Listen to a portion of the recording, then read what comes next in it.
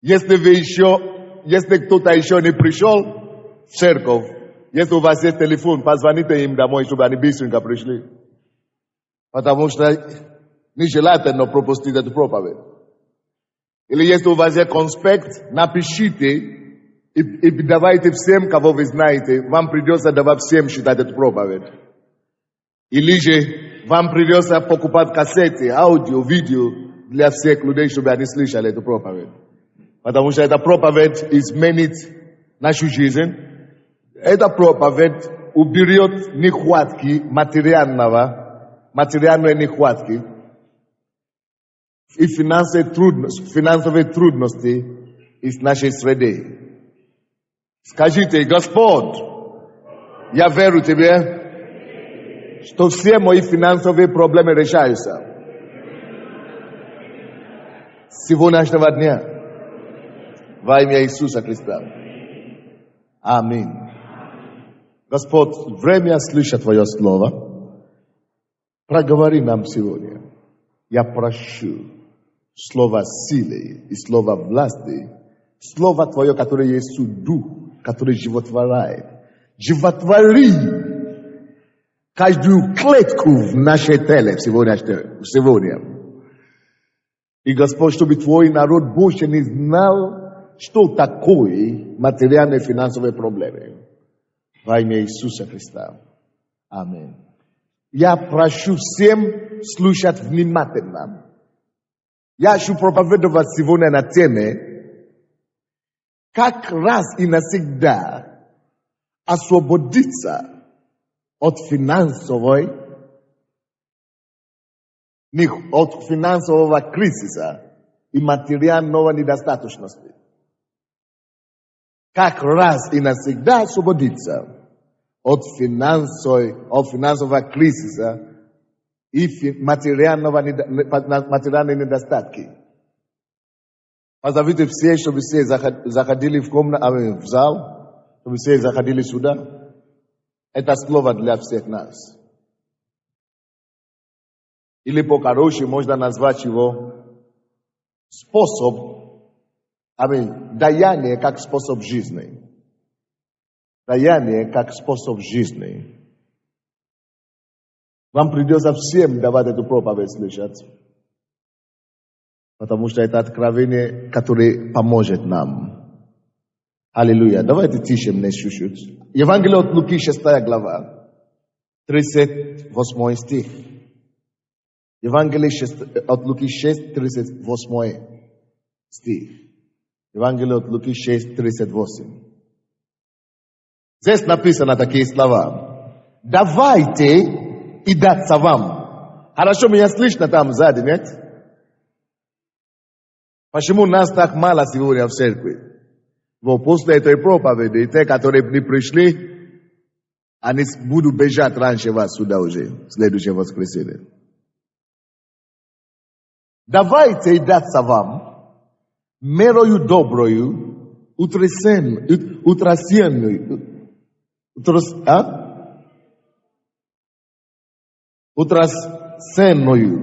нагнетенную и переполненную отсыплют вам лоно ваше.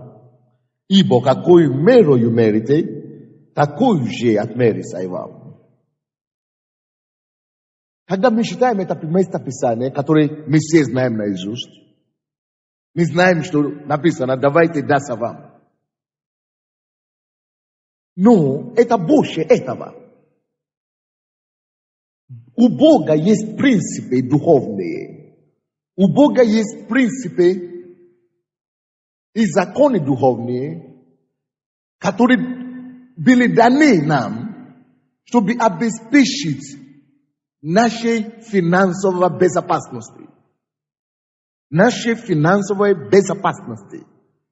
Бог желает, чтобы мы с вами были в безопасности финансовой, чтобы мы отдохнули в Боге, чтобы мы имели уверенность в Боге, и чтобы мы не бежали больше туда-сюда, поиски, что нам кушать или что нам есть. Вы помните, Иисус сказал: не переживайте, не беспокойтесь, что вам кушать или во что вам одеться. Вы помните? Потому что он знает, что если, в отличие от людей мира сего, которые беспокоятся, если вы будете знать его принципы, вам не придется вот так беспокоиться. Допустим, в другом месте Писания, Исайя, 60 глава, 1-2 стихи, там написано, что мир, вот этот мир, темнота будет наполнять землю. Темнота будет наполнять, тьма будет наполнять землю. Но говорит, что но вы, церковь, будете сиять ярче и ярче. Как это понять? Если тьма наполняет всю землю, откуда нам сиять? Слушайте, братья и сестры, сюда. Проблемы финансовые, проблемы будут умножаться. Инфляция будет ухудшаться в стране. Не только в нашей стране, но по всему миру. Будут проблемы всегда. Экономический кризис будет умножаться. Если мы с вами не будем знать финансовые принципы, духовные принципы Бога, мы будем плакать, как мир плачет. Мы будем рыдать, как мир рыдает. Мы будем страдать, как мир страдает. В то время, когда план Божий, это то, что пока мир плачет, пока мир страдает, чтобы наоборот мы сияли. И почему мы будем сиять? Почему мы будем радоваться? Потому что мы будем знать Божий принцип благополучия. Божий принцип материального обеспечения. Бог хочет, чтобы мы это знали. И Иисус, я начинал словами Иисуса. Иисус тут дает нам стих один, который смысл, почему Иисус дает нам этот стих, для того, чтобы мы имели материальное обеспечение своей жизни. И он тут говорит, давайте и даться вам. Если вы хотите иметь финансовую безопасность, видите, я сказал, что когда я был в Африке, Бог мне дал 2 откровения. Больше, чем когда-нибудь. Я знал их, но Бог мне дал новое понимание. Это прославление и поклонение, и финансовое. И я хочу делать революцию в нашей церкви. Вот, последующий месяц я сам буду говорить о пожертвовании, напомните мне. Каждый день я буду говорить о пожертвовании. Революцию Бог будет делать. И вы увидите, мы не будем плакать больше о чем, что нам кушать или что нам есть. Вы увидите это. И мы дойдем до того времени, когда люди будут называть эту церковь богатых людей. Потому что мы начнем что-то делать. Да. Серьезно. Я доверяю Богу, что время придет, когда минимум, даже человек, который на пенсии, будет получить 300 гривны. Минимум будет 300 гривны, самые меньшие, которые у нас будут приходить на этой церкви. Почему? Не потому что мы будем раздавать деньги, но потому что мы будем проповедовать то, что будет работать. Мы не отрицаем, что Бог исцеляет людей здесь, что Бог поднимает людей, что Бог делает чудеса. Но теперь время пришло для чудеса на другом уровне. Для чудеса на уровне материального благополучия и личного подъема. И это будет. Иисус говорит здесь, давайте и даться вам. Безобидное предложение. Этим самым Иисус говорит, если ты хочешь жить в покое, радоваться тем, что Бог будет тебе давать, давай. Но если ты хочешь иметь финансовое обеспечение и безопасность, давай. Дай людям, давайте. Давай. Это значит, мы должны давать. Обычно в этой церкви мы это знаем. Мы знаем, что нужно давать пожертвование и десятину. И в подтверждение этой проповеди сегодня, кто-то мне только что подошел ко мне, прежде чем я вышел, и говорит, что Бог мне сказал, дал тебе это самое. Подтверждение, дать мне деньги. Как будто он знал, о чем я буду проповедовать. Но Бог это как знамение показал. Почему? Послушайте внимательно. Бог говорит, если ты хочешь иметь это безопасно финансово, давайте людям. Дай людям. Мы это знаем в нашей церкви, и мы даем здесь десятину и пожертвование. Кто дает десятину и пожертвование? Все знаем, что такое десятина, да? Десятина это 10% из нашего общего дохода, что у нас приходит в руки. Кто-то дает нам или зарплата, или просто все то, что мы имеем, мы даем 10%. А пожертвование – это то, что мы даем еще сверх. На газету, там, просто каждое воскресенье или на что-то. Просто вот то, что мы даем сверх, это пожертвование. Нормально. Но это не десятина и пожертвование. Напишите то, что я скажу. Недостаточно. Это не то, что даст вам финансовая безопасность. Десятина и пожертвование само по себе не даст вам материальной безопасности или финансовое обеспечение. Почему? Потому что согласно Малахии, который мы часто читаем, десятина и пожертвование это для того, чтобы небо было открыто над нами. Посмотрите, Малахия 3 глава. Десятина вообще-то это то, что мы должны Богу, как благодарность Богу, который дает нам силу зарабатывать эти деньги. Мы обязаны ему. Вообще 10% это вообще не наши деньги. Чтобы вы это всегда знали, и чтобы это утвердилось в ваших сердцах раз и навсегда. Десятина это вообще не мои деньги. Это часть, которая принадлежит Богу. Потому что я дышу, я двигаюсь, я проснулся каждый день. Чем мне оплатить Бога, что я живу? Чем мне его благодарить, что я езжу, да я не попадаю в аварию, что я вообще жив и здоров? Вот, десятина это не моя, это его. Это то же самое, как в Эдемском саду. Он говорит, Адам, ешь со всей деревья, все, возьми все. Но вот это деревья, познание доброе и зла, это не твое, это мое. Не трогай это деревья, пожалуйста, не трогай. Это Бытие, 2 глава. Потому что это Бог уделил и отделил для себя. Вот это деревья, познание добра, только одно деревья. Оставьте это мне. Но они пошли, кушали все свое, еще Божьи начали кушать. Поэтому проклятие пришло на них.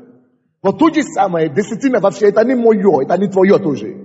Если ты начинаешь брать, давать все, ничего не давать Богу, поэтому и говорится здесь, в 8 стихе, что человек, который не дает десятину Богу, что он делает? Он обкрадывает Бога. Откройте Малахия, 3 глава, 8 стих. Можно ли человеку обкрадывать Бога? А вы обкрадываете меня, скажите, чем обкрадываем мы тебя? Десятиною и приношениями. Это не я написал. Если человек не дает десятину и приношение, он вообще обкрадывает Бога. Он вообще себе ставит в такие неприятности. Он берет все, но у него будут проблемы за проблемы. Разные проблемы будут. Со здоровьем, с семьей, с родственниками, на работе. Разные, просто беда будет за бедой. Вы можете всегда. Вы можете быть гарантированы об этом. Все. Поэтому мы даже не говорим о десятине и пожертвовании. Это вообще не наши. Это Божье. Это всем понятно. Скажи своему соседу, десятина и пожертвование вообще это не твои деньги. Это не твои деньги. Еще раз, послушайте сюда. Послушайте меня. Скажите еще им. Если ты не даешь десятину и пожертвование, ты вор, ты крадешь Бога. Ты обкрадываешь Бога. Обкрадываешь Бога. Вот. Давайте еще раз 8 стиха. Вы слушаете меня, да? Можно ли человеку обкрадывать Бога? А вы обкрадываете меня. Скажите, чем обкрадываем мы тебя? Десятиною и приношениями. Проклятием вы прокляты. Проклятием вы прокляты. Потому что вы, весь народ, обкрадываете меня. Я тебе говорю, если кто не дает десятину и пожертвование, какой бы он ни был добрым, каким бы он ни был хорошим, это не его вина. Он не знает. Но незнание не освобождает от закона. Проклятием вы прокляты написано. То есть человек сам себе поставит неудачное, незавидное положение. Сам себе все. Проклятие на свою жизнь уже заработал. Если человек не дает десятину, то есть десятина и пожертвование, это чтобы рассчитаться с Богом. Это чтобы сказать, что Господь, все, я признательный за то, что ты мне делаешь. Это с одной стороны. С другой стороны, чтобы ограждать себя от неприятностей. Вот что делает десятина и пожертвование. Это понятно, да? Вот что делает для нас десятина и пожертвование. Так. Поэтому и 10 стих говорит: принесите все десятины в дом хранилища, чтобы в доме моем была пища. И хотя в этом испытываете меня, говорит Господь Саваоф, не открою ли я для вас отвести небесные, и не изолью ли на вас благословение до избытка. Второй, то, что десятина и пожертвование делает, это строит для нас платформу, чтобы получить все остальные благословения Божьи. То есть десятина и пожертвование делает так, чтобы небо было открыто для нас. Чтобы мы могли получить без проблем ответы на наши молитвы, на наши просьбы, на наши нужды. То есть, когда я даю постоянно и регулярно десятину и пожертвование, я знаю, что любое время Бог может слышать мою молитву. Я знаю, что нет препятствий между мною и Богом, и небом. Что небо всегда открыто надо мной. Он говорит, что испытывайте мне в этом, я открою небесные отверстия для вас. 11 стих. Я для вас запрещу пожирающим истреблять у вас плоды земли. То есть проклятие, пожирание уйдет. То есть не будет того, что что-то всегда случается, что-то неудачи какие-то, неудачности, как мы говорим, неудачи, да? Какие-то неудачи здесь, и там. Это все прекратится. Потому что мы даем десятины пожертвования. То есть это то, что десятины пожертвования делает. Господь запрещает пожирающие, чтобы они не истребили наши плоды. И виноградные лоза на поле не лишились плодов наших. Чтобы мы могли иметь нормальные условия, духовные условия, работать и зарабатывать. То есть десятины пожертвования дает нам платформу, на чем мы можем уже жить жизнь благословения. Видите, он не говорит, что давайте десятины пожертвования, и я буду давать вам 10 крат или 100 крат. Сам не написано. Десятины пожертвования, он говорит, что я открою вам небесные отверстия. Это значит, что небо будет открыто благословение для вас. Это не обозначает, что финансы это возвращаются к вам. То есть очень часто мы неправильно учим. Люди, которые говорят о пожертвовании, везде те, которые делают объявление. Слушайте внимательно. Когда вы говорите, что люди дают десятины пожертвования, что они будут получить 100 крат и 60 крат, где это написано? Это не про десятины пожертвования речь идет там. Десятины пожертвования, чтобы обеспечить нам базу духовную, чтобы получить все благословения Божьи. Небо будет открыто. Бог уже даст вам благословение, как Он рассмотрит. Он может дать вам финансовое благословение. Он может дать вам здоровье, благословение в здоровье. Он может дать вам другие благословения. Просто небо будет уже открыто над вами. То есть, будет условия создано, чтобы когда вы сделаете то, что нужно будет уже делать правильно по Библии, чтобы всегда было уже обеспечение вам. То есть, это просто платформа, чтобы получать все остальные благословения Божьи. Десятина и пожертвование, когда мы отдаем, это дает нам платформу для всех других Божьих благословений. Теперь вернитесь, пожалуйста, к Лукам, 6 глава, 38 стих. Видите, тут не говорится о десятине и пожертвовании. Или в 38 стихе там написано десятина или пожертвование. Нет, там вообще другое. Там говорится о образе жизни верующего. И написано: давайте и даться вам. Тут разве написано, что деньги давайте? Нет. Давайте вообще. Слушайте сюда. Кто из присутствующих в этом зале дышит? Вот. Кто дышит? Все, да? Я понял. Я согласен. Слушайте дальше. Кто может дышать и не выдохнуть? Или не как? Выдыхать. Кто может вдохнуть и не выдыхать? И выдохнуть, и не выдохнуть. Вдохнуть и не выдохнуть. Есть такое? Есть, да? А? Вдох и выдох. Да, но я еще говорю про то может вдохнуть и выдохнуть. Да, то есть то может вдохнуть и не выдохнуть. Есть такой, только мертвый, правильно. Слушайте, Бог сделал жизнь таким образом, чтобы всегда была вдох и выдох. Бог сделал жизнь так, чтобы всегда было даяние и принятие. Давайте, и будет дано вам. Это жизнь. Бог так свою жизнь, этот мир, вот планету Земля, вот жизнь, Бог так создал. Все. Он так создал. Ничего не поделаешь с этим. Не изменишь это никогда. Жизнь вообще как таково состоится из двух важных частей. Давать и принять. Когда мы дышим, да, и мы выдыхаем, когда мы выдыхаем наружу, так, мы меньше воздуха выпускаем, чем когда мы вдыхаем. Когда мы вдыхаем, мы больше принимаем, который потом работает в нашем организме, а потом меньше выходит.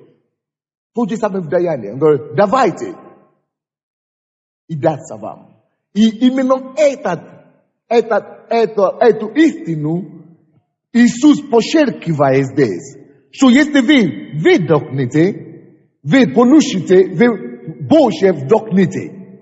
Если вы будете давайте, больше обязательно дастся вам. Поэтому он и говорит, давайте, 38 стих, посмотрите, давайте, и даться вам мерою доброю, то есть больше мерою, хорошей масштабой, хорошей мерою, утрясенную, нагнетенную даст вам, и переполненную отсыплют вам лоно ваше, потому что вы дали, будет намного больше, вы видите, даться хорошей мерою, доброю, утрясенную.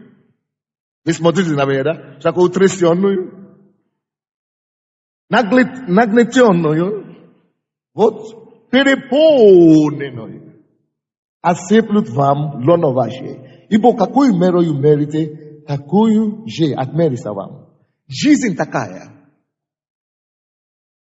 Скажите мне, пожалуйста, что будет с человеком, который любит только принимать и не дает? Если, хорошо, другой пример. Что будет с человеком, который любит только кушать и не ходить в туалет? Что будет? Вдохнет. Правильно. Умрет. Потому что это неестественно, you know. Это неестественно. Это не так Бог создал мир. Это не так Бог создал жизнь. Жизнь Бог создал по определенным принципам. Если ты это нарушишь, умрешь. You know, это неестественно, чтобы жить только жизнью принимать. Слушайте меня внимательно. Слишком многие из нас любят только получать. О, мне подарили то. О, мне подарили это. О, мне подарили это. Это маленький человек. Маленький в духовном мире. Он не понимает ничего. Потому что когда человек взрослый, он понимает, что чтобы жить и увеличиваться, и размножаться, и расти, человек не нужно только принимать. Нужно еще и давать. Бог это знал. Иисус сказал, что темнота, тьма будет умножаться в этом мире. Но вы, которые будете меня знать, он говорит, что экономическая тьма будет умножаться. Экономический кризис будет умножаться. Но если вы будете меня знать, вы будете знать мои истины, мои принципы. Пока все кризисы, Вы построите платформу, ограду десятиной пожертвования, которая ограждает вас, а потом живите образом жизни даяния. Даяние. Давайте все, что, не все, как так физически, давайте что угодно, что у вас есть. Как образ жизни. Делайте даянием образом жизни. Как только что ты это сделаешь, это то же самое, что ты выдыхаешь, и обязательно, если человек выдыхает, он обязательно вдыхает. И он вдыхает намного больше, чем он выдыхает.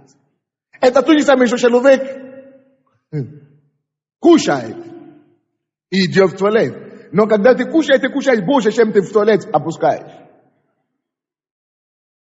Всегда принимаешь больше. Поэтому говоришь, что давайте и дастся вам, братья и сестры. Это так серьезно, смешно, но слушайте меня. Я, как человек, который Бог помазал, если я есть вообще Божий слуга, я не люблю так говорить, но если я уже так говорю, это значит, я уже не знаю Божий, как доказать. Значит, это уже 100%. Значит. Я говорю, если я вообще Божий, вообще помазанный, если у меня вообще есть какой-нибудь Дух Божий во мне, отметьте мои слова. Напишите большими буквами в вашей Библии. Что если вы будете жить так, как я говорю, вы станете чуждыми или иностранцами к нищете. То есть вы станете чужими к нищете. Вы так удалитесь так далеко от нехватки материальной, что вы забудете, что экономический кризис есть на Украине. Я уверяю вам, это совсем Духом Божьим, который во мне. Это есть откровение, которое я получил. И Бог это мне говорит, плюс, пожалуйста, передай людям, пускай они развивают это в своей жизни, как способ жизни. Я имею в виду финансовые проблемы. Это просто Бог хочет решить это дело раз и навсегда. Все. Для членов этой церкви. Если вы будете вот так жить, строить хороший фундамент и платформу десятины и пожертвования, чтобы закрыть всякие проклятия. Это есть. И сверх этого давайте просто людям. Ты можешь давать в церковь, на беспризорные детей, или на газеты, или не надо, или не церковь, куда угодно, или кому-то, кто нуждается, или просто где ты видишь нужду, допустим, в нашей семье, мы получаем благословение, и мы даем 25% или 20%, или 25%. Сколько? 20% или 25% мы даем. Десятину. 25% как десятина. Десятина не надо 25%. В принципе, десятина это 10%. Так? Но мы решили давать 25% просто от себя. Чтобы десятина и пожертвование было там. Еще кроме этого мы еще делаем пожертвование каждое воскресенье и каждое служение. И кроме этого какой-то процент мы берем отдельно еще, чтобы просто благословлять людей, которые вокруг нас. Чтобы и когда с тех пор, как мы начали это делать, Бог стал нашим обеспечителем. Все. Просто кроме десятины пожертвований, кроме лишние проценты, кроме этого самого, которое мы даем, просто, допустим, 5% или 2% или 1% еще из наших благословений, из того, что приходит в наши руки, мы еще благословляем просто людей. Просто людей благословляем. Как мы, конечно, по нужде, конечно. То есть мы видим нужду какую-то, просто saying. Мы благословляем не только финансы. Каждый год я даю минимум 3 или 5 костюмов куда-то. И не заканчивается все равно мои костюмы и одежды. Не могут заканчиваться, потому что это духовный принцип. Давайте и дастся вам. Давайте и дастся вам. Но Бог это постановил. Бог с тех пор, как Он постановил это слово, Он умер или нет? Он говорит, давайте и дастся вам. Now, давай. Просто давай все, из чего у тебя есть. Давайте и даться вам. Now, давай людям и даться вам. И написано, Бог бодоствует над своим словом, чтобы скорее исполнить его. Бог смотрит, бодоствует. И он ждет, кто послушает. Кто будет жить по этому слову. Кто будет жить. И он бодоствует, чтобы нашел таких людей. Чтобы скорее исполнить это слово. Вот почему я знаю на 100%, что финансовые проблемы становятся делом прошлого нашей церкви. Потому что мы будем работать, мы будем искать работы, любые работы, и мы будем жить жизни, мы будем ограждать уста львов, мы будем ограждать уста дьявола, мы просто закроем уста у бесов, все. Потому что мы будем жить жизни библейские. Мы будем иметь пожертвования и десятины, как само собой, и мы будем еще жить жизнь даяния. Каждую неделю, каждый день думай, что ты можешь отдать кому-то. Думай над этим. Что я могу отдать кому-то что-то. Если у тебя ничего нету, дай конфет. Или книжку. Носки. You know. Что-нибудь. Откройте, пожалуйста, другое место Писания со мной. Откройте, пожалуйста, Притчи, 11 глава. Нет, давайте сначала откроем Екклесиаст. Екклесиаст. Это раньше Притчи. После Притчи, вернее. Екклесиаст. Это перед Исаией. Раньше Исаии. Екклесиаст, 11 глава.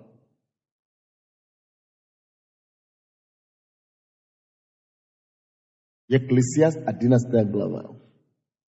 Потому что слишком много людей в церкви дают десятины и пожертвования. И они говорят, ну почему не сработает для меня? Я даю десятины и пожертвования, но почему не сработает? Но я хочу вам сказать, если вы даете десятины и пожертвования, все равно это работает. Все равно Бог дал какое-то благословение. Но это не обязательно финансово. Все равно Бог ограждает вас. Все равно Бог защищает вас. Но если вы хотите именно финансово, материально быть защищены, тогда десятина и пожертвование это просто чтобы платформу и защиту строить, ограду вокруг себя и живи жизнь даяния после этого. 2 копейки. Дай одну из них и посмотри, что Бог сделает. Он говорит, давайте, и он не останется в долгу. Давайте, и будет ответная реакция. Давайте, я сделаю все, я сдвину север, я сдвину юг, я сдвину восток, я сдвину запад, чтобы убедиться, что дастся вам обратно. Он говорит, давайте. И дастся вам. Даже если нужно, чтобы я дал приказ ангелам, это слово должно исполниться. Потому что невозможно, чтобы одно йота из слова Божьего прошло не исполнено. Кто-нибудь понимает меня сегодня? Екклесиаст 11. Читайте, пожалуйста, с 1 стиха. Это писал, кто написал эту Екклесиаст, кто знает? Соломон. Написано, он был настолько богат, что нету такой богатый человек до него и после него. Он был страшно богатый человек. И он знал тайну богатства. Он знал, не просто работал, но Бог ему научил, как сделать деньги. Бог его научил. И что он говорит? 1 стиха. Не разговаривайте, давайте откроем эту книгу своими словами, своими глазами посмотрим. Боже мой, я хотел закончить проповедь через 5 минут. Я уже не получится. Но мы постараемся в 5 закончить все равно служение. Опускай хлеб твой по водам, потому что по прошествии многих дней опять найдешь его. Опять найдешь его. Опять найдешь его. Now, Соломон это знает. Отпускай хлеб твой по водам. Потому что когда мы даем то, что у нас есть, деньги, по-человечески, плод Тибона, плод думаешь, что ты теряешь. Но Бог говорит, это Слово Божие, кто это знает? Он говорит, что опускай по водам. Пожалуйста, доверьтесь Богу, но опускай по водам. И говорит, ты можешь не найти его завтра, ты можешь не найти послезавтра, ты можешь не найти на третий день, но опять, после несколько дней ты найдешь. Обязательно. О чем это говорится нам? Это значит, слушайте внимательно. Даяние рассматривается как хлеб на воде. Есть какая-то вода в духовном мире, которая на чем плывет твой дар. Это не просто Сергей тебе дал, это не просто Наташа тебе дал, это не просто Николай тебе дал. Твой дар плывет на воде. И эта вода не стоит на месте. Она плывет обратно к тебе. Только уже в лучшем качестве, в лучшем виде. Но если ты не можешь опускать по водам, ты будешь только кушать, а потом идти в туалет. Выбросишь и все. Опускай хлеб твой по водам, потому что по прошествии многих дней. Потому что по прошествии многих дней. Давайте мы все скажем. Потому что по прошествии многих дней. Я опять найду его. Я опять найду его. Я опять найду его. Я не теряю, когда я даю. Я пускаю по водам. И я опять должен найти. Я опять найду то, что я даю. Это может быть прошествие многих дней. Это может быть прошествие одного дня, 2 дня. Но то, что ты найдешь, Бог гарантирован в этом. 2 стих. Давай счастье 7 и даже 8. Что это значит?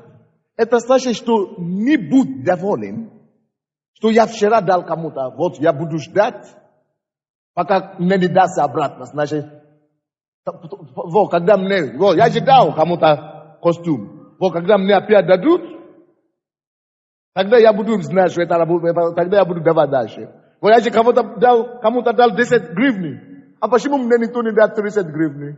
Или 60? Вот, я буду ждать, пока мне не дадут.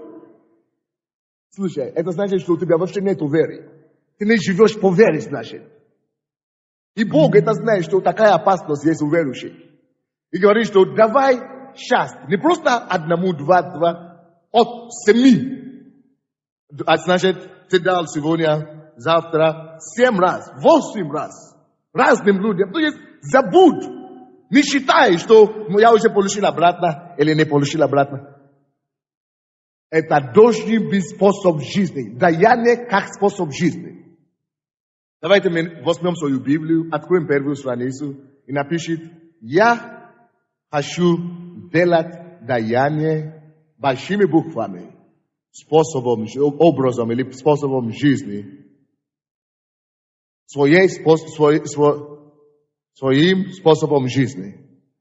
Хочу, принимаю решение делать даяние своим способом жизни. Hello, что это такое? Женщина, что это? Она парализована, да? Пускай не уйдет без моей молитвы. Она должна идти сама домой сегодня. Написано, давай сейчас 7 и даже 8. Это значит, не считай. Просто пускай это будет твой образ жизни. Давай и давай. Вы понимаете меня? Давай и давай. Потому что не знаешь, какая беда будет на земле. Слушайте. Вы слышали это? Потому что что? Не знаешь, какая беда будет на земле. Слушайте. Вот почему я сказал финансовая безопасность. материальное обеспечение. Бог знает, что это будет ухудшаться ситуация в мире. Но когда ты имеешь образ жизни даяния и даешь тому, другому и другому, всякое бывает на земле. Мы не знаем, какая беда может быть. Мы не знаем, какая экономический кризис или проблемы может быть. Но когда ты даешь свободно, мало то, что у тебя есть, или немного, которое у тебя есть, 7 и 8. То есть ты не смотришь, ограничиваешь. Вот, я дал это. Но ты даешь всем. Когда беда придет на земле, часть, которую ты дал, 7 и 8, Бог начинает делать и производить какие-то действия сверхъестественные, чтобы в этой беде ты не участвовал, чтобы эта беда не затрагивала до тебя. Вот почему ты должен давать 7 и 8, чтобы когда беда будет на земле, ты была в безопасности. Вот почему написано, что тьма покроет землю, но слава Господня зайдет на тебя. Потому что ты уже дал сейчас 7 и 8. Тьма покроет землю, но слава в это время Господня будет искать тебя. Где Лариса? Экономический кризис там, все плохо. Я должен найти Лариса, потому что она дала сейчас 7 и 8. И слава находит тебя. И слава приводит благословение на твой адрес. Это то, что случилось с Елисеем. Была Илия. То кого это вдова вкормила? Елисей. Вдова. Илия, да? Вот. Была голод по всей земле. Вообще никто не может кушать. Даже царь сам не может кушать. И Бог ему говорит, Илия, иди туда, куда я тебе скажу. И когда он пошел туда, Бог кормил его. Слава Господня содержал его и эту женщину, вдову. Потому что когда тьма покрывает землю, люди, которые давали счастье 7 и 8, слава Господня обеспечивает им. И слушайте меня. Так что сделайте даянием образом жизни. Даже если ты даешь то, что тебе не нужно. Многие из нас, я раньше не мог давать людям рубашку, которую я уже носил, или обувь, которую я уже носил, или трос, как это, брюки, которые я уже носил. Но когда я читал Библию, Бог хочет, чтобы ты давал из того, что у тебя есть. Если это есть то, что у меня есть, если кому-то это надо, пожалуйста. Даже если это бомжи надо, пожалуйста. Это уже тоже, я должен жить по этому принципу. Я должен найти что-то, которое я могу кому-то дать. Либо это мне нужно, либо это мне не нужно. Самое главное, чтобы я жил по этому принципу. Чтобы я открыл небо над своей головой постоянно. Чтобы я дал возможность славе Божьей разыскивать меня, когда беда придет на землю. Кто-нибудь понимает меня, да? 3 стих. Когда облака будут полны, видите, второй стих говорит, что давай сейчас 7 и 8, так? И тут говорится, когда облака будут полны, то они прольют на землю дождь. Кто из вас знает, откуда дождь идет на землю? В школе нас учили географию, не географию, но физики или как что там. Что то, что идет из земли, пар, который идет из земли, дым, который идет из земли, все то, что отсюда поднимается, они собираются там, формируются и опускаются на землю обратно в виде дождя. Вы не поняли? Слушайте сюда. Бог говорит, давайте, и дано будет вам. Дай счастье 7, дай счастье 8. И убедись в том, что Бог ни у кого не останется в долгу. Потому что любую вещь, что поднимается наверх, вернется вниз. Любую вещь. Бросай деньги, бросай что угодно. Закон говорит, вернется. Даже пар твой, который пускается туда, написано, Давай счастье мне. Дай счастье возьми. Этим самым небеса наполняются. Пускай наполняются. Рано или поздно, когда небо будут полны, что сделает? Прольется на землю. Прольется.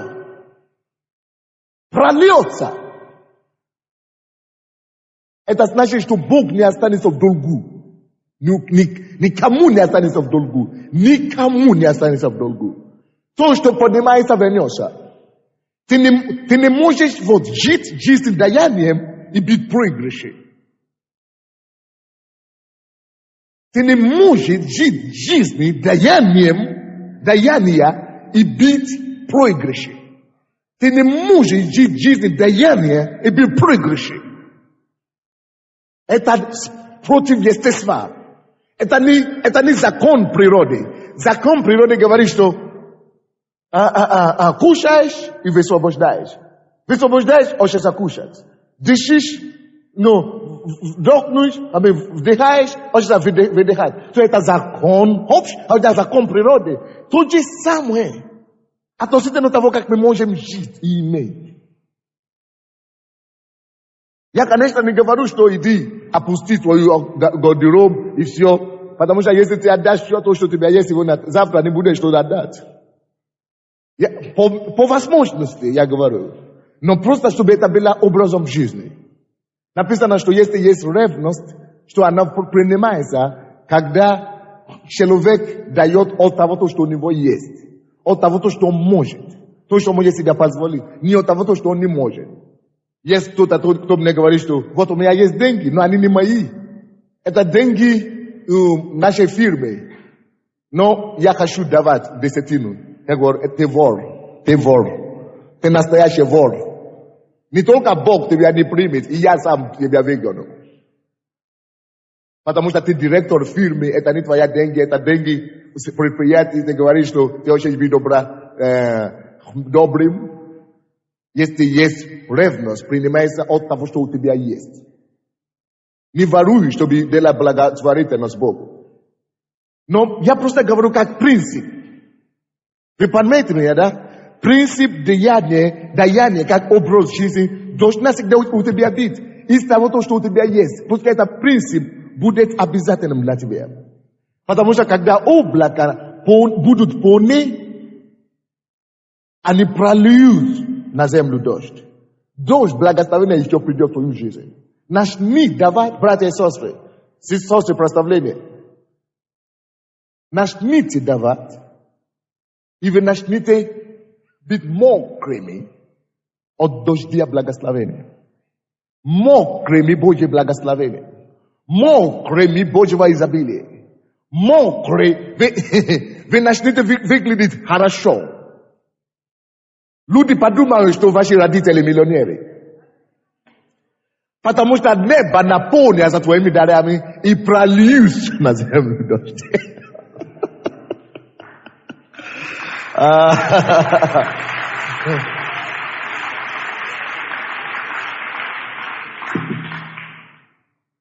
И там дальше написано 3 стих. И если упадет дерево на юг или на север, то оно там и останется. Куда упадет? Потому что там, где нету движения, нету прогресса.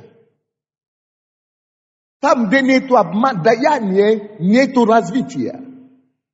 Если дерево упадет на юг или на север, и ты оставишь его там, оно тебя не принесет выгоду. Какой бы она ни была за драгоценной породой дерева. Для того, чтобы это дерево принесло тебе выгоду и прибыли, тебе надо сработать его. Тебе надо возделывать его. Тебе не надо оставить это дерево там. Надо пойти туда, резать, продавать, трудиться, давать. Потому что даже когда ты продаешь что-то, когда ты работаешь, это тоже даяние. Когда ты работаешь, когда ты продаешь что-то, это тоже даяние. Потому что если ты не будешь продавать, никто тебя не будет давать деньги. Потому что никто не купит. А когда ты отдаешь, товары, и ты получаешь деньги в обмен. То есть это принцип Бога. А если ты будешь говорить, пускай будет само собой, я не буду работать, буду спать. Слушай, если дерево упадет даже на юг, на запад, и останется так, не принесет ни пользу.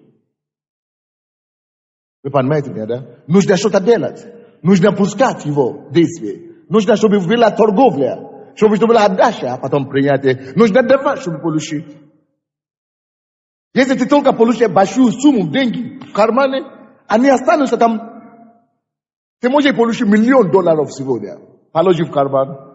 Если ты не будешь торговать, давать, покупать, ничего, эволюции не будет. Вообще пользу тебя не принесет. Вот что имеется в виду.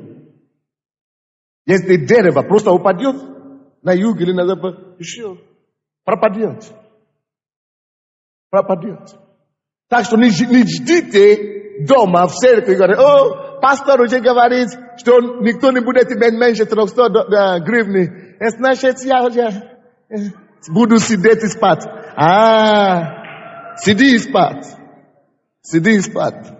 Голод тебя сначала найдет, прежде чем дождь прольется. Потому что если дерево упадет на юг или на север, то оно там и останется, куда упало. А 4 стих говорит наоборот. Кто наблюдает ветер, тому не сеет.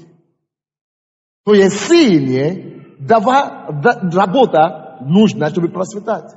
Нужна работа, чтобы иметь что-то, от чего благословить людей. Потому что кто наблюдает ветер, тому не сеет. И кто смотрит на облако, тому не жать. Кто-то смотрит на облако. Потому что говорит, что вот написано, люди говорят, что облако прольет дождь на меня. Я уже даю, почему мое облако еще не? Не смотри на облако. Продолжай давать. Потому что кто смотрит на облако, того не жать. А кто смотрит на ветер, тому не сеет. Потому что некоторые говорят, что вот ветер, вот я начну давать, когда я выиграю вот эту сделку. Вот. Когда эта сделка получится, вот я начну давать. Вот когда я начну давать в конце месяца. Вот я начну вот так жить.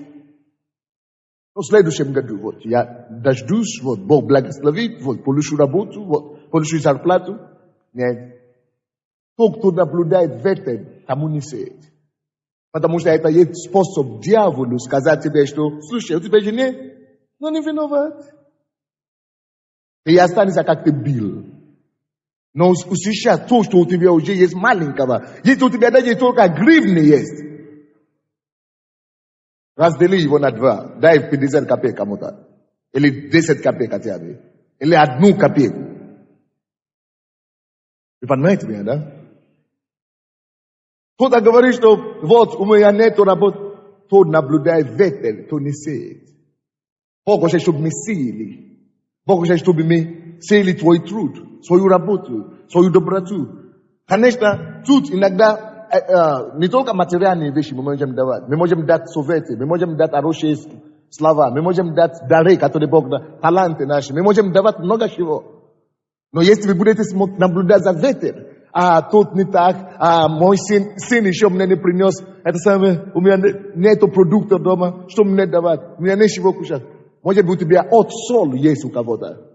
У тебя есть соль? Спроси у кого-то, есть ли у тебя соль? Обязательно ты найдешь у кого-то, у кого нету соли дома. Ты паси это соль, кто-то завтра тебя принесет хлеб.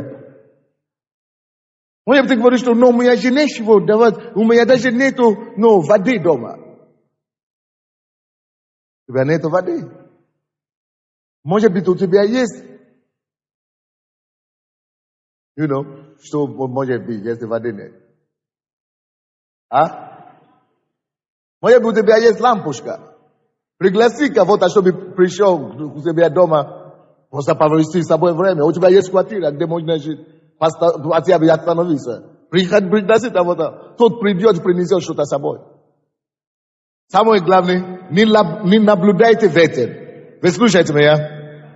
Не наблюдайте ветер. То наблюдает ветер, тому не сеет. То говорит, вот это еще не так, вот это еще не так, ветер еще не дул. То смотрит на облака, тому не ждет. Это будет смотреть, а я еще не знаю, это не время, это не то. Наш не просто бедаятелем, элементарно, ну. 5 стих.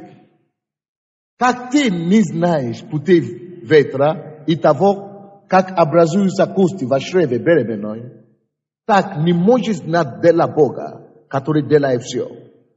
Утром сей семя твое. Видите? 6 стих. Ты не знаешь, каким образом Бог тебя принесет. Ты не знаешь, когда. Ты не знаешь, как ребенок образуется внутри.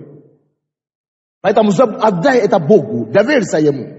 Он знает, и Он делает свое дело. Поэтому утром сей семя твое. Вечером не давай отдыха руке своей. Вот тайна. Тайна процветания. Тайна обеспечения Божьей. Тайна это заключается в том, чтобы не давать отдыха себе. Чтобы не унываться в этом деле. Не унываться, всегда давать. Поэтому говорит, утром сей семя твое. Вечером не давай отдыха руке своей. Потому что ты не знаешь, то или другое будет удачнее. Или то и другое равно хорошо будет. Это 2 вещи обозначает. Это обозначает, что работай. Работай. Утром сей семя. Вечером не давай руке твоей отдохнуть. Работай. Кто не работает здесь? Вам должно быть стыдно. Поднимите еще раз руки. Станьте на ноги. Кто не работает? Кто не работает, стань на ноги. А? Пенсионеры? Пенсионерам разрешено не работать, да? Если пенсионерам разрешено не работать, можно сесть. Значит, вы уже отработали. Пенсионерам. Но остальные, кто не пенсионер и не работает, станьте на ноги. Кому стыдно, что он не работает? Хорошо. Значит, Бог даст таким работу. Значит, они хотят работать, просто нет возможности. Поднимите свои обе руки к Богу. Я соединюсь с вами, чтобы у вас была работа. Только прежде чем я помолюсь за вас, дайте мне слово. Что вы схватите любую работу, которая предложат вам. Потому что если вы будете выбирать, Бог не увидит смирение вашего сердца. Но вы должны начинать смирение. Написано, смиренному Бог дает благодать.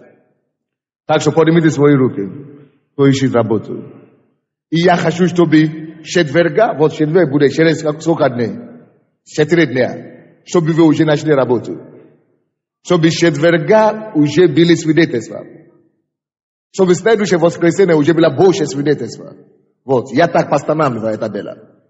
И буду приложение. Вы начнете искать, и в четверг кто-то из вас придет уже свидетельствовать. Воскресенье больше уже придут свидетельствовать. Поднимите свои руки. И начните писать объявление, конечно, и везде звонить. Именем Иисуса. Отец, я постанавливаю твоим духом хорошие работы. Высокооплачиваемые работы. Возможности, приложение работы. Этим всем людям до единого. Двигайся твоим духом, достучиться до их адрес. Найди их, мой Бог, и найди для них подходящую работу. Даже если с малого ты начнете еще, поднимешь вещи, и даст им лучше еще. Спасибо, что ты это уже сделаешь. Во имя Иисуса Христа. Аминь. Сделано. Сядьте.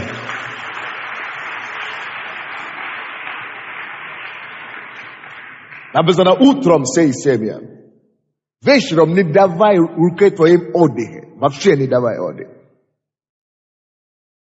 Это значит уже в области даяния. Утром думай, что ты можешь дать людям. Вечером подумай еще, что я завтра могу дать кому-то.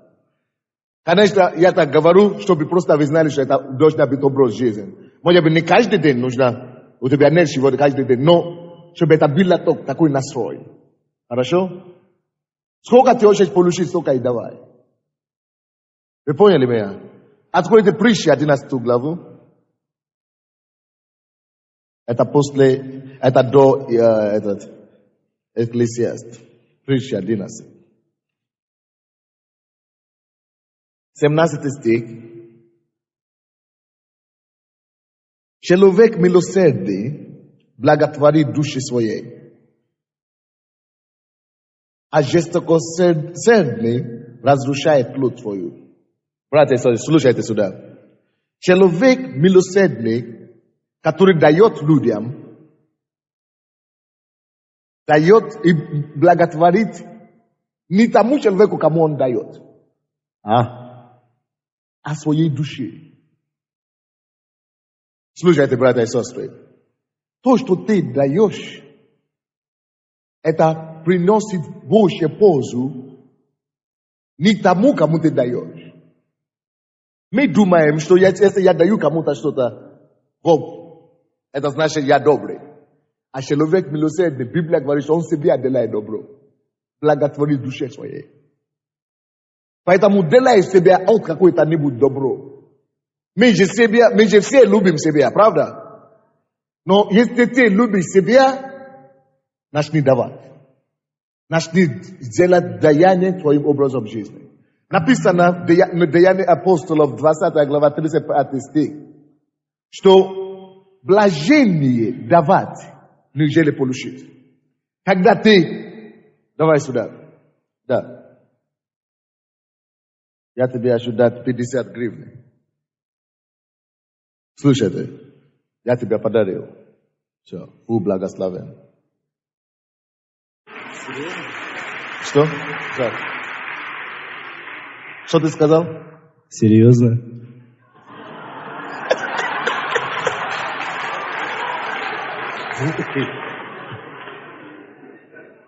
Еще и спрашивай. А? Конечно, серьезно. Я же учу это сейчас. Я хочу, чтобы это было на самом деле на практике. И слушайте сюда.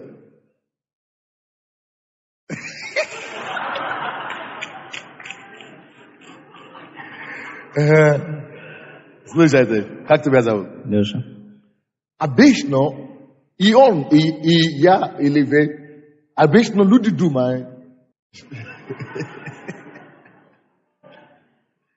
особенно Леша думает, что он только что получил благословение. Он думает, что это он получил благословение. Конечно, он получил благословение, но его благословение всего лишь 50 гривен. Но я получил больше.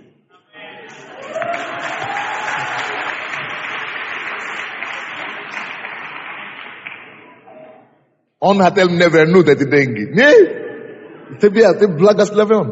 Но там написано 11 притчи, 11:17. Напишите это. Это написано, человек милосердный благотворит не чужому, кому он дает, а душе своей прежде всего. Вы думаете, что он получил благословение, а я еще больше получил. Потому что написано, Деяние 20:35, блаженный давать, неужели получил? Блаженный давать, неужели? И поэтому послушайте сюда. Когда я покупаю что-то, и кто-то меня обманывает, я ему говорю, неправильно ты делаешь. Я знаю, что это не так. Если он не покается, если он не откажется, я всегда благословляю их. Потому что на самом деле, если я не благословлю его этими деньгами, это будет как обида, как будто он украл. Но если я его благословлю, это становится благословение уже для меня, тот, что он украл от меня. Вы не поняли, да? Этим самым я начинаю благотворить душе своей. Смотрите ниже, притчи 11 там, 24 стих. Иной сыплет щедро, и ему еще прибавляется. А другой сверх меры бережлив, и однако же беднеет.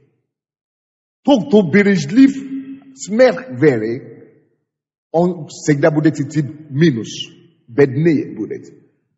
Помните, что там не написано, что тот, кто бережлив вообще беднеет.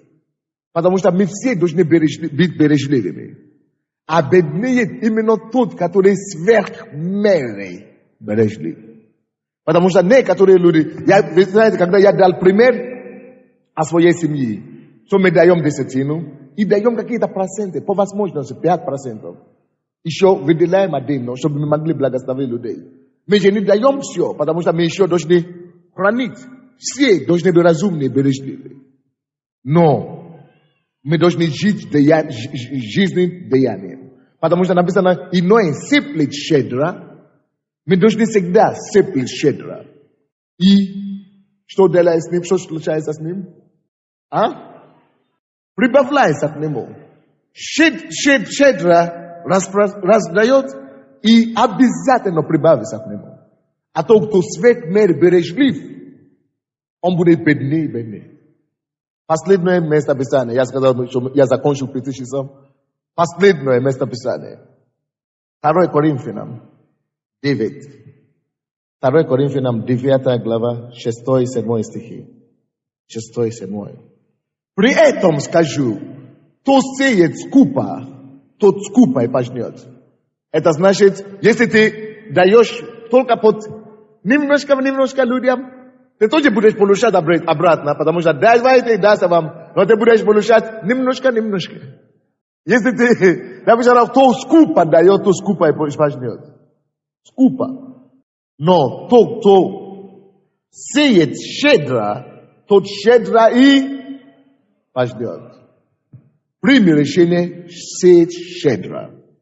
7 стих говорит, каждый удаляй по расположению сердца, ни с огорчением и ни с принуждением, ибо доброохотно дающего любит Бог. Кого любит Бог?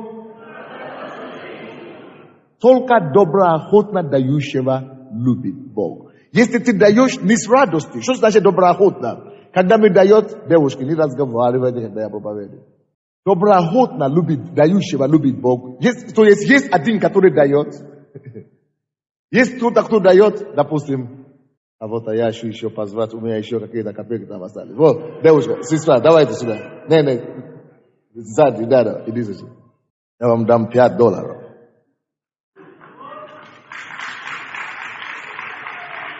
Послушайте. Написано, каждый пускай дает по расположению сердца. Так? Написано, доброохотно дающего любит Бог. Значит, есть 2 способа, как можно давать. Слушайте, первый способ. Ну, говорят, давать. Ну, мне, конечно, жалко. Мои $5. Ну, конечно, говорят, что нужно. Господи, что пояснишь? Вот что Бог говорит, лучше бы ты вообще не давал. Потому что, да, может быть, ты получишь что-то обратно. Но Бог не благоволит такие жертвы. Потому что это уже не жертва. Это уже не от сердца. Потому что это не доброохотно. Бог любит жертвы, когда мы даем их радостно. Вот почему, когда мы делаем пожертвования, мы всегда играем при музыку. Чтобы это было радостно. Потому что тогда этим вы можете удовлетворить и радовать сердце Божие. Веселить Божье сердце. Поэтому, когда я говорю, сестра, я благословляю тебя, я люблю тебя, я просто благословляю тебя, пускай Бог тебя благословит еще больше. Этим самым, как я ее благословил, отдал, написано, блажение давать, уже получать. Это значит, я уже высвободил свои ресурсы, свои обратные, свои прибыли или интересы, свои дивиденды. Я уже высвободил. Этой радостью, которую я подкрепил, этим благословением, которое я подкрепил, я высвобождал свои дивиденды с неба. Все. Значит, слава Божья начнет меня искать и найдет. Значит, вода, которую я пускаю по воде, эта вода найдет меня обратно. И я уже блажен, что я дал радостно. Слушайте, не давай вообще. Лучше не давать вообще. Чем давать не радостно. Потому что Бог любит только доброохотно дающий. Будьте благословенны.